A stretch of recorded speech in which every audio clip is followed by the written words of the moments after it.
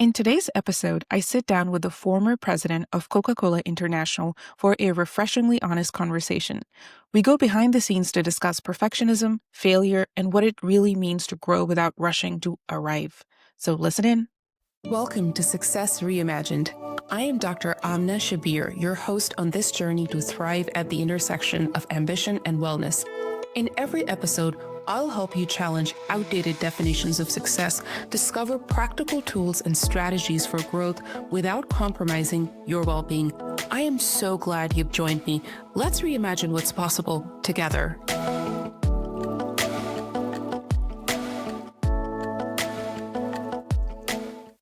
Today's guest is Mr. Ahmet Bozer, a globally respected business leader whose career spans continents, cultures, and decades.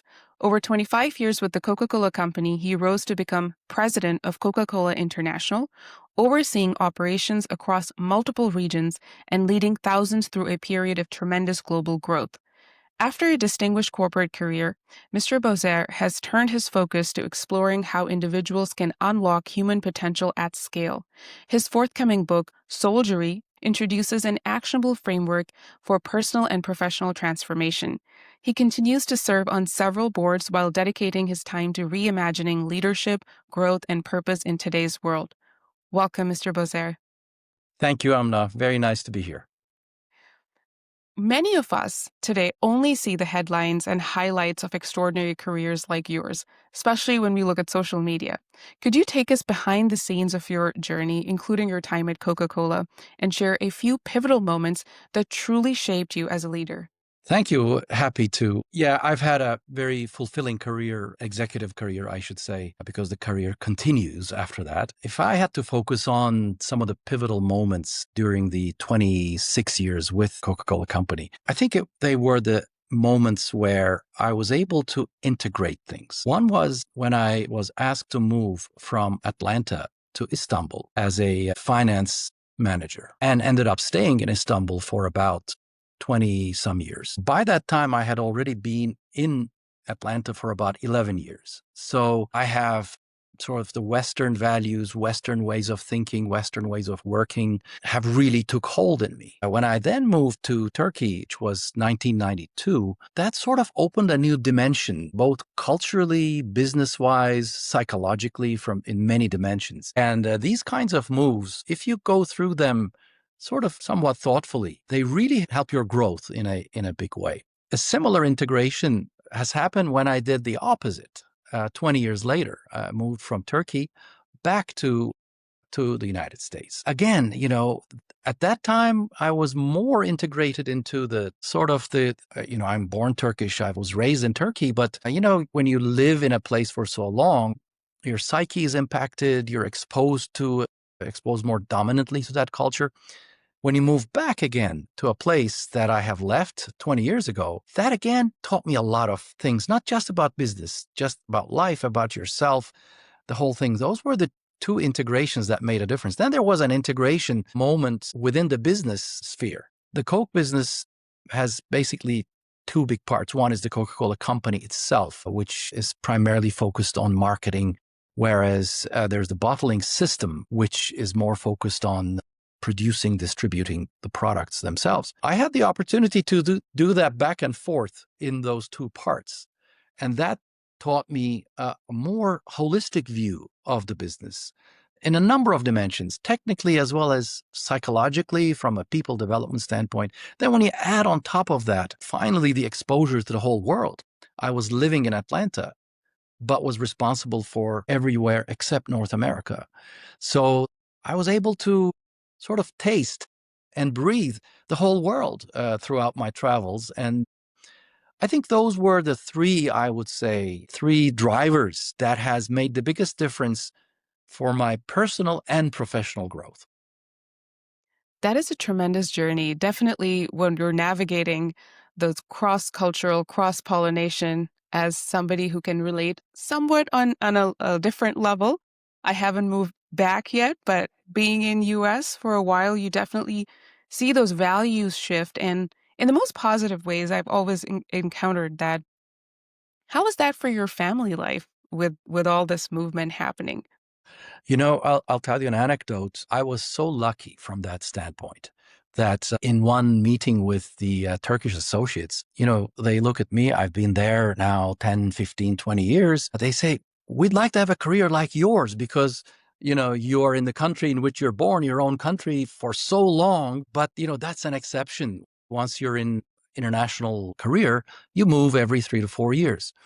That definitely puts a lot of challenges for family. But for me, my children were 4 and 2 years old when I moved to Istanbul. And my oldest graduated from high school and came back to college in the United States. So he had uninterrupted, they both did that. Like they had uninterrupted, first grade until they graduated from high school, all in Turkey. And they had the exposure to the grandparents and all of that. So from a family life standpoint, this was actually a positive. That's wonderful to hear. Definitely. That is a consistency instead of having to move every couple of years, noticing Yeah. that. So you were taking care of so many, like the entire region outside of North America, which is the rest of the world. And then you're talking about even within Coca-Cola shifting your roles as you then went on to become the president. This journey, how was navigating this change in terms of, I can do this, I can keep moving. There are all these challenges coming at me. How's that for you?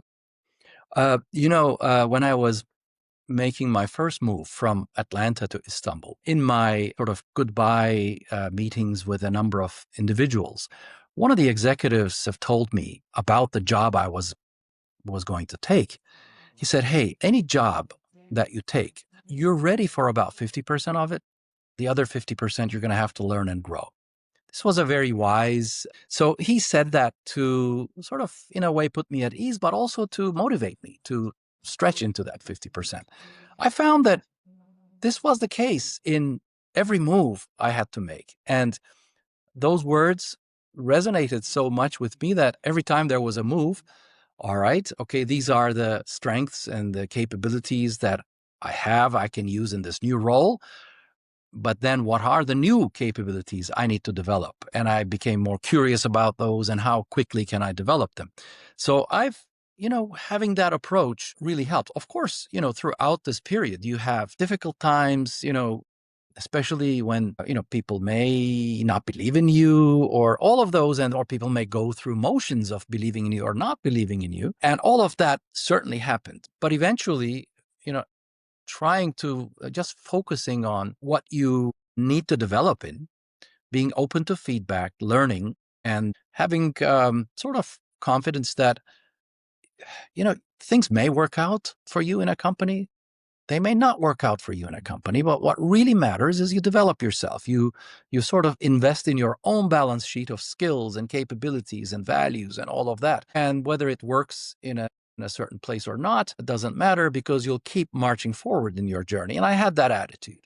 So all of that really helped me navigate the change. It was more like those basic fundamental, what I call timeless, that I believe to be timeless truths that once you embrace, yep, you go through ups and downs, you have moments that you feel very down and all of that, but you can sort of prevail through them by returning to those fundamentals.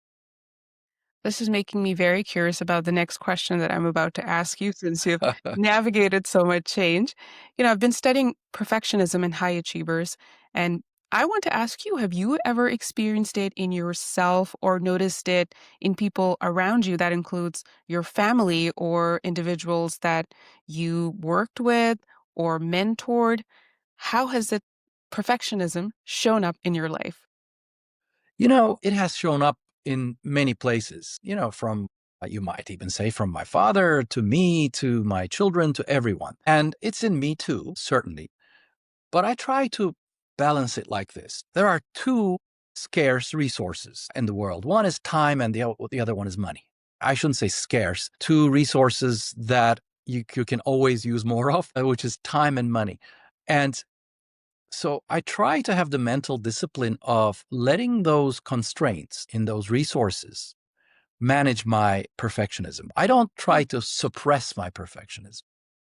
because I think it's not necessarily a bad thing as long as you're not allowing it to be a psychological burden on you. And so if you try to build your awareness of that, is one. And if you you have the practical limitations, you got to finish something by a certain day. You've got to, you can only spend so much in resources for anything that you're producing. So trying to be mindful of that, trying to be aware of the psychological effects of your perfectionist habit, I found that's a better way to manage that than to let go of perfectionism. But then I put this into this perspective as well. Sometimes I used to confuse perfectionism with setting high standards.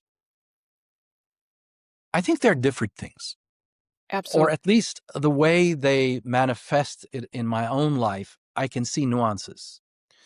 So I never want to let go of setting high standards. And I'm not going to even try to control that because that's a good thing. The only thing I'll do there is have I hit that sweet spot between realism and aspiration? You almost have to go a little bit in favor of your dreams, your aspirations, and then find out that maybe you were a little too optimistic. I'd rather do that than to cut back on setting high targets.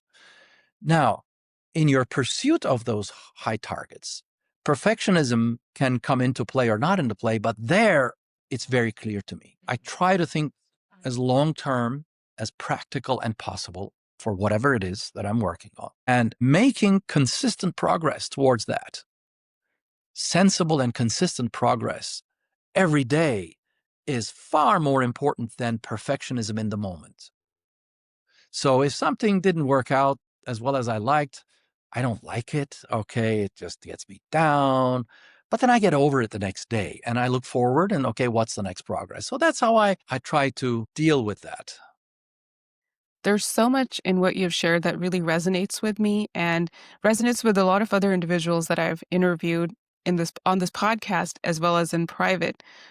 So, one of the things I really want to highlight is how the approach that you've talked about in terms of looking at our finite resources, time, and in some ways, money as well, and letting that reality of our humanity dictate what choices we make in terms of what we're striving for. And absolutely, I agree. I still don't identify as a recovering perfectionist. I know that this gets everybody, the word used gets everybody very excited. I am not pro or anti anything. I'm just sharing my state of being because what happens is whenever we talk about letting go of perfectionism, that is the instant gut reaction, which I used to have as well. Oh my goodness, does that mean I have to settle and accept mediocrity? Like, this is not what I'm about. So there is absolutely a difference between how we aim for excellence. I like that as a better word Mhm. than perfectionism. So I really could resonate with all of what you just said, including your mention of your father, because I think there is, when we talk about perfectionism, it's really important to also understand cultural context. Coming from a context heavy collectivist culture, if I do anything wrong, that directly equates to any and everything wrong that happened for the rest of my family members. And that is a tremendous pressure to operate under. So I appreciate you sharing that. Now, in that domain of I set high standards and I try my best, but I have that self awareness between aspiration and reality. A key thing that perfectionists or individuals that fall on that spectrum struggle with is how they handle failure and rejection. Mm. So, I would love for you to take us to a specific moment of failure and rejection and share how that might have influenced your approach to leadership, growth, or just life. I'd like to sort of preamble that with a bit of a philosophical dictionary that I have. I decided that I'll take out the words of success and failure from my vocabulary. Yes, I'm going to use it, let's just say. It's impossible to avoid it, but I'm going to use it very, very sparingly. The reason for that is philosophically, success and failure are judgments we make or judgments others make that, a certain outcome happens and we can call that success or failure. When we make that judgment, it triggers certain psychological waves, I think, in our brain. Success triggers, oh, I'm good, and failure triggers, oh, I'm bad. I don't really like either of those psychological effects of using those words. So also, I try not to use words for others or for myself, words that have a certain strength that sort of make you feel bad, either for myself or. So after that caveat, I think the best answer I can give to your question is, you might say, when at the very end of my career, the decision was made that I wasn't going to move forward, so I had to retire. So you could call that rejection, call it whatever you'd like, but let's say I wasn't chosen. And throughout my career, I was always chosen. And for the first time, I wasn't chosen. So but even that, I was sort of psychologically prepared that, when you rise up in organizations to a certain level, then a rule kicks in called up or out. You're either up or you're out. And, in life, for things in your control or outside of your control, you may take the out route. And that doesn't necessarily mean that you weren't suitable for that role or whatever, but just different circumstances come into play. And so I was aware of this, that this could happen. So I'm a copious note taker. I take self-reflection notes all the time. So I had two separate folders.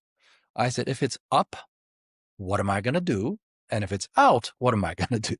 So that sort of not only prepares you sort of intellectually, but it also prepares you psychologically for it. So it was out. And, the book Soulgery that you mentioned earlier, it was that kind of thing that I had in my agenda. I said, if I have time now, because being an international executive is very demanding, 70% travel, perpetual jet lag. It's a very all-consuming role. If I have now all this time, and I was 56 at the time this happened, and I felt a lot of energy to keep going. And my philosophy of life is, I'd like to keep producing until my last breath if I can, if my conditions allow that. And so I was very excited, actually, about the way I felt, from an energy standpoint, and my motivation to contribute. And I just thought, you have to do a little soul searching.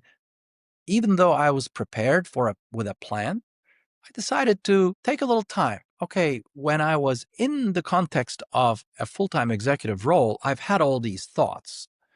But now that I'm out of it, are these still valid? Are they still good? So I did a bit of soul searching. So in this time, I sort of constructed a pyramid for myself of my professional life. I said, well, the bottom of the pyramid is business. I'm a business person, and I'll engage in different business initiatives like boards and consultancy and things like that. Then I've always cared about, what I call social investment. I don't call it philanthropy. It includes philanthropy, but it's beyond that. It's really giving all you have to a cause that you can identify with. So, and my philosophy there has been, what are the right, NGOs in the United States and in Turkey that my support can make a difference? And so that was my second bucket. But I said, then I want to have a legacy project. And it was this book. And it wasn't just the book. We'll talk about this later on. There's more to it than the book itself. So I started working on this for like the first 6 years after my retirement. I'd say first 4 or 5 years, I was spending about initially even more than half my time on all these other things and only 25% on my legacy project. Then I said, do I really, really believe in my legacy? Am I doing this? Am I unable to let go of my business past and just jump into it? Why am I still spending so much time in these areas? As some of these engagements came to an end, I decided not to seek renewing them, or because that would give me more time. The moment I started spending half my time on my legacy project, I started feeling a completely new sense of motivation as things were coming out. You can imagine in your legacy project as well, you question yourself, what am I doing? Is this right? So those things sort of dissipated, and I just got filled with the motivation and energy to finish this and pursue this long-term vision that I had for it. I even wrote a constitution for it, and it's here. We can talk about it if you like, you know. So I said, do I not believe in this constitution? Why am I not? So then I started dedicating myself. So where I find myself now is I'm spending about 75% of my time on Soulgery, and I still have social investments and a couple of business engagements, which is good. It just gives me very different perspective because growth doesn't happen on its own. Growth happens on our platforms and our life roles, either as a business person or a physician or a podcaster, or it just happens as we undertake these initiatives. So though that continues. So it was really that to summarize, it was preparation that really helped. Then there was the belief. I've really found that for years, my belief in what I chose to be my legacy wasn't strong enough for years. But I think the third lesson I had from that is because I stuck with it. I stuck with it. I kept doing it. People are asking me, it took me 8 years to finish this book. And you can imagine during these 8 years, you question yourself whether what you're doing is right or what are you doing? But I stuck with it. And one of the insights I had through that process is when you're writing a book, you get stuck. And then that getting stuck weighs in on your psyche. You start questioning everything. But then, as I kept with it, I found that every time I was stuck, it was the beginning of a new insight or a better way to express something. I said, I get it. This is how it happens. So I said, can I train myself that when I'm stuck next time, I feel good that I'm stuck rather than have all these negative feelings. And I'd say I've made progress on that. Yeah, I'm still frustrated, when something's happened, I go, but does it take shorter time? Can I pivot to a more positive state of mind quicker than the last time? So it's that learning, how you steward yourself through this journey. I don't know if these are leadership journeys, leadership learnings, but they're definitely what I call self-leadership learnings. I was vigorously shaking my head because I completely relate with so many things on a different level. It's very interesting that you're sharing your story of how you took what could be interpreted as rejection, as failure, and then you created something so phenomenal out of it. Also, I really love the point that you made that you don't necessarily like to anchor on words such as success or failure and really are more leaning towards a state of being, which has become sort of my philosophy as well. Instead of putting ourselves in rigid boxes and then defining our well being, our achievements, everything from that space, how Mm. can we embrace an actual state of being? And I'm so glad that you took us behind the scenes of Soulgery's creation and how that was for you writing a book. Well, I'm on year two, and I've just been very open about this journey in a lot of different ways because when I started the project, I may have had some amount of I'm writing a book, like Amna's writing a book on perfectionism. During this time, I have learned and unlearned and gotten stuck, and this has been an extremely humbling journey, and I can see that this journey is very much ongoing. So I get the questions, when is the book coming out? I don't want to just put out something that adds to noise. I want to put something in service that's not really about me, but that's about the other people. So I definitely witnessed that, and with my book coaching group and the container that I'm a part of, I also see that among other great writers that they take their time, they do their work. And so while there's that very subtle difference between procrastination, imposterism, questioning yourself, you're right. This writing a book is an extremely emotional journey. So without further ado, we would like to dig in and learn more about Soulgery. I'm fascinated by the name. Tell us more about how it came to be and what are you hoping that the readers get out of it? Because I want everyone to get a chance to read the book. Thank you. And you have already created your first reader of the book that you are writing. That's exactly ideal that I like to embrace, touching other people's lives. But I have to tell you, and I included this in the book, of how I caught myself while writing the book, that I was motivated more by boosting my sense of self than by helping others. And once I realized I caught myself and I tried to manage that, then it started flowing. I So, really want to highlight that to yeah. just everyone listening, because we're all human beings and that will happen. But creating awareness where we might be stepping in from a negative element of ego to realizing, oh, well, this is a book that is being written for the readers. What does it bring to the reader's life? I really appreciate you being honest and sharing that, because not a lot of us will feel comfortable enough to say that out loud. Yes. And by the way, I mean, I'll come to your question. As I was socializing this, what I was writing with some friends, some of the feedbacks I got was, well, you're asking us to do something that's very difficult. I Mm. said, what? Said, well, you're asking us to turn inward and become really aware of our inner selves. Yes. And many people don't like to do that because they're afraid what they're going to find inside. But this I didn't write in the book. I'll probably put it in one of my social media posts later. Is that the real growth person is the one who doesn't hide from their own dark spots, but uses them to grow. And if you could make peace with that, then you look at yourself in your own privacy. You can share whatever you want to share with people you trust, but it's just a huge gift, I believe, we have as human beings to become aware of our own thoughts, emotions, and to do something about them. And why not use that gift? And that's how we grow. So, coming to the book, I think you asked about the name, and then you said, what is it about? One day I was thinking about, okay, it was clear to me that I wanted to write a book about personal growth. And the reason I wanted to write a book about personal growth is I believe that human potential is just unknown and it's probably endless. So we don't live long enough to realize all the potential that we have. That's my belief. So we can, for the rest of our lives, we can grow. And I defined what does that mean? I'm a business person. Everything has to be actionable, right? So I defined growth as becoming increasingly capable, impactful, and resilient. So the growth is this lifelong journey of becoming that.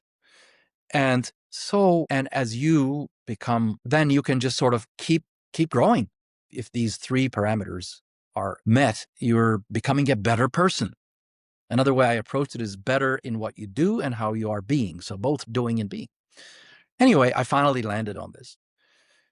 So then I started thinking about, what does this growth experience feel like? Because my theory, underlying assumption is that it's sort of, there's an inside out element and there's an outside in element. The inside out element is you becoming more aware of your thoughts, emotions, mental models. I'd even go so far to say that your ability to connect with your spirituality. Mm. So that's the inner work, understanding that and doing something about what's holding you back. And I said, what does that feel like? Just like this person told me, you don't like what you want to see. It's a bit like self-surgery, right? I mean, it's surgery because it's not painless, because Yeah. there's pain. It's invasive. You're deep, reaching deep into yourself, but you're doing this to yourself. So it's self-surgery. Then I thought the self-surgery of the soul would sort of rhyme well, and that invented the word soldiery. But I had to write in the book that my belief is that you cannot operate on your soul. You can only connect with your soul. So I don't mean to imply that we're going to operate on our souls.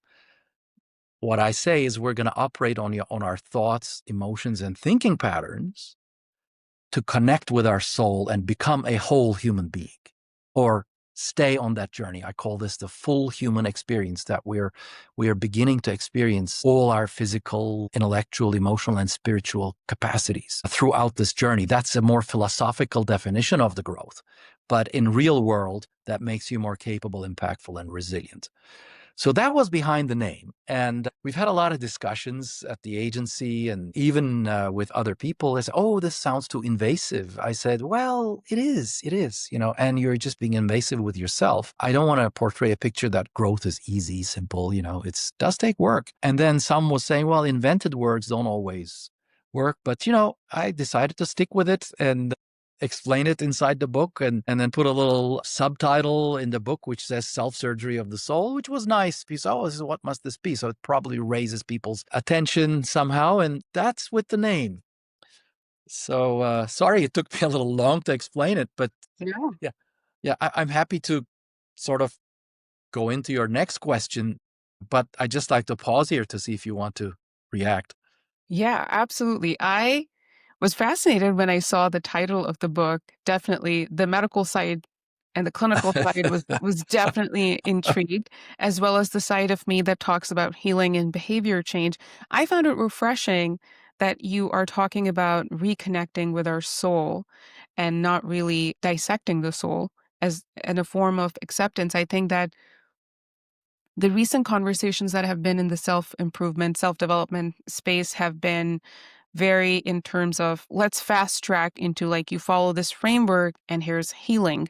This is also further amplified when we're looking at social media, 30-second highlight reels on Instagram and TikTok, forcing us to, okay, here are the three things. If you follow, your life will be good, your relationship will be good, your skin will be good. So I feel that in a way we have sort of dumbed down our healing into so I find it refreshing when we take a step back and we talk about what healing really is. Healing is messy. Healing takes time. Healing takes self examination. I completely agree with you. And it's refreshing to hear another person talk about that in those specific terms. Well, Ali, I hope you wouldn't charge me royalties if I use your phrase, we're dumbing down our healing to hacks. You're welcome to use it. If I it loved helps it. people, you're welcome to use it. Uh-huh. So this really, I'm curious now that we've talked a little bit of your journey, especially from what was happening behind the scenes in travel when you were with Coca-Cola, as well as things happening at home, your thoughts on perfectionism, your thoughts on failure and reframing, or not even accepting the word failure, rather. How have you reimagined success for yourself at this stage of your life and leadership? Mm. So,